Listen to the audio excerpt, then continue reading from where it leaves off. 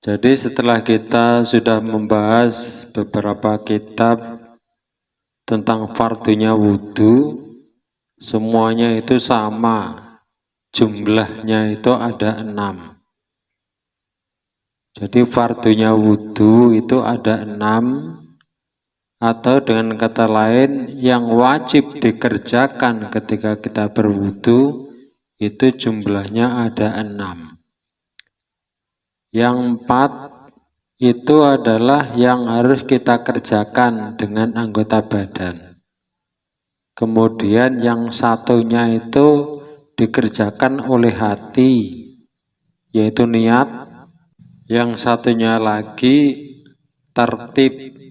Tertib artinya berurutan antara yang nomor 1, 2, 3, dan 4. Itu artinya nggak boleh dibolak-balik. Jadi kalau kita wudhunya sudah berurutan, itu otomatis namanya tertib. Jadi yang harus dikerjakan oleh anggota badan, yang wajib hukumnya ketika berwudhu, itu sesuai dalam Al-Quran itu ada 4. Kalau ditambah niat berarti 5. Nah, kalau semua itu dikerjakan dengan secara berurutan tanpa dibolak-balik, itu namanya tertib. Nah, berarti jumlah semuanya ada 6. 6 macam fardu dalam berwudu. Yang pertama apa? Niat. Niat ini disusun untuk disampaikan dalam nomor yang pertama. Karena Nabi pernah bersabda, innamal a'malu binniyah. Sesungguhnya sah-sahnya amal itu dengan niat. Nah, niat itu artinya adalah menyengaja, sebagaimana yang telah kita bahas tadi dalam kitab Fathul Qorib. Niat itu adalah menyengaja melakukan sesuatu bersamaan dengan mulai sesuatu itu dan tempatnya itu di dalam hati. Sementara wudhu itu pertama kali yang dihukumi fardu adalah wajah, maka waktu berniat itu adalah bertepatan dengan kita membasuh wajah yang pertama kalinya. Jadi bertepatan air nempel ke kulit, itu di hati kita mengrentek niat. Nggak boleh diucapkan itu. Tidak boleh keduluan airnya, juga tidak boleh keduluan niatnya. Jadi harus berbarengan. Menyengaja melakukan wudhu, kita ini bahas wudhu, kemudian bersamaan dengan mulainya dan tempatnya itu di hati. Nah, secara lazimnya yang sebagaimana yang telah kita ketahui bahwa niat berwudhu adalah yang ini yang harus dibaca dalam hati ya, yang harus dikerentekkan dalam hati ketika membasuh wajah adalah aku niat wudhu untuk menghilangkan hadas kecil fardu karena Allah.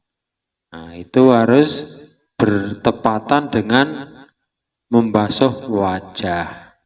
Itu masalah niat. Paham kan? Jadi masalah niat itu menyengaja melakukan sesuatu bersamaan dengan memulai sesuatu itu dan tempatnya di dalam hati.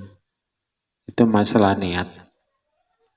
Sebagai rukun wudhu yang pertama. Yang menjadi fardunya wudhu yang pertama. Kemudian yang kedua, fardunya wudhu adalah apa? Membasuh wajah. Nah, dalam praktek sih membasuh wajah dan niat itu ya bersamaan. Tapi dalam penyampaian, dalam menyebutkan itu membasuh wajah dihitung yang nomor 2. Diurutkan sebagai yang nomor 2. Membasuh wajah itu ukuran wajah itu dari tumbuhnya rambut bagian depan, bagian kepala. Secara umumnya itu tumbuh rambut itu ke bawah sampai di bawah dagu.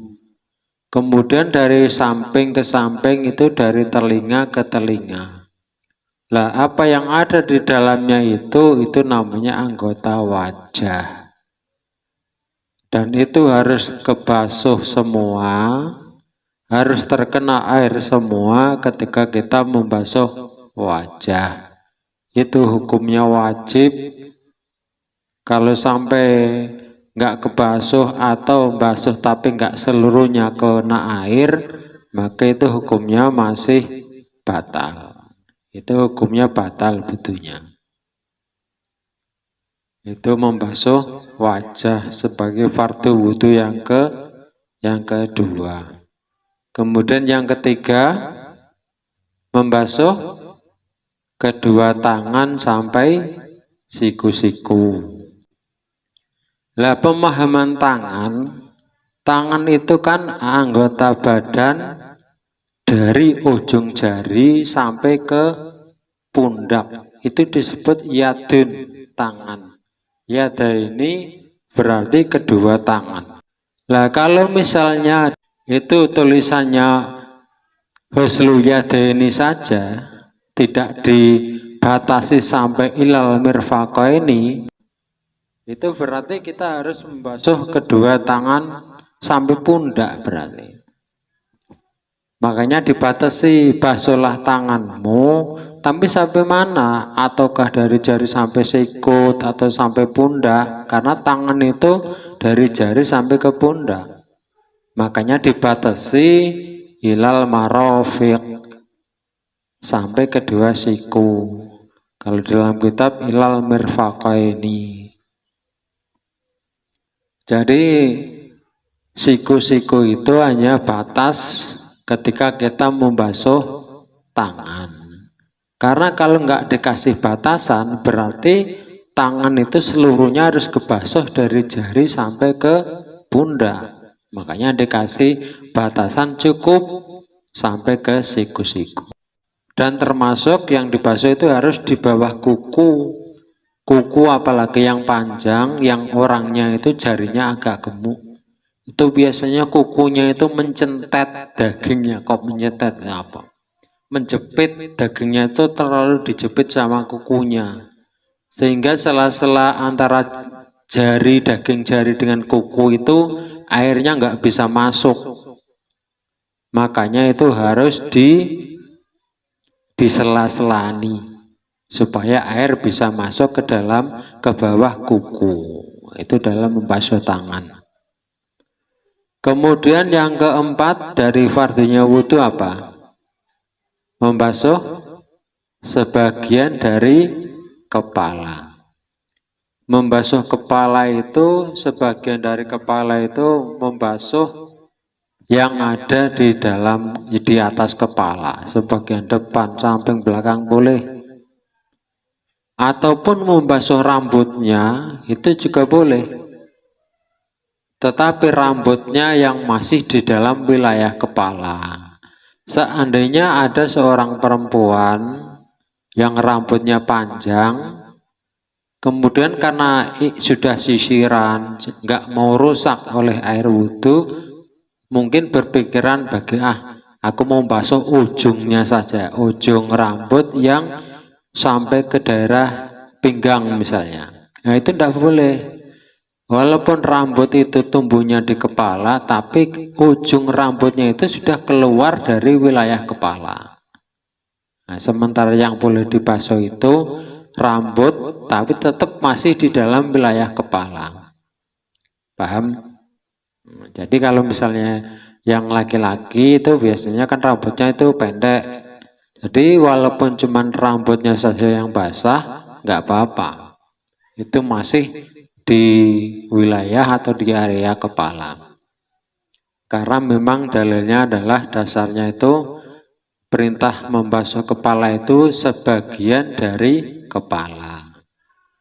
Itu rukun fardu wudhu yang ke berapa itu? Yang ke kepala yang keempat. Kemudian yang kelima fardunya wudhu adalah membasuh kedua kaki sampai ke mata kaki. Jadi ketika kita basuh kaki, itu semua anggota kaki, ini juga kalau nggak dibatasi sampai mana, yang namanya kaki itu dari ujung jari sampai ke paha. Itu kaki itu namanya. Makanya ketika kita diperintahkan untuk membasuh kaki di dalam berwudu, itu dibatasi cukup sampai kedua mata kaki saja. Lebihkan sedikit karena nggak mungkin pas nian di mata kaki. Dan juga termasuk di bawah kukunya itu atau di bagian belakang atau yang punya kakinya itu pecah-pecah. Itu biasanya kan di bagian belakang kaki, bagian bawah itu biasanya kan ada yang kakinya itu pecah-pecah. Itu kalau hanya sekedar disiram, apalagi airnya sedikit, apalagi cuma sekali, itu biasanya nggak basah sampai ke dalam-dalamnya. Maka harus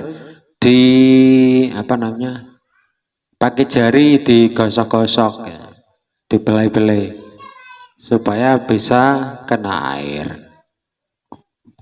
Kemudian rukun wudhu yang terakhir adalah, yang terakhir itu berapa?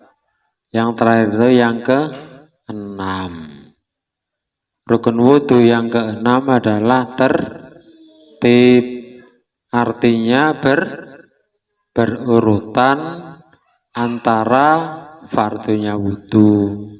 Yang nomor 1, nomor 2, nomor 3 itu diurutkan, jangan dibolak-balik. Itu namanya tertib.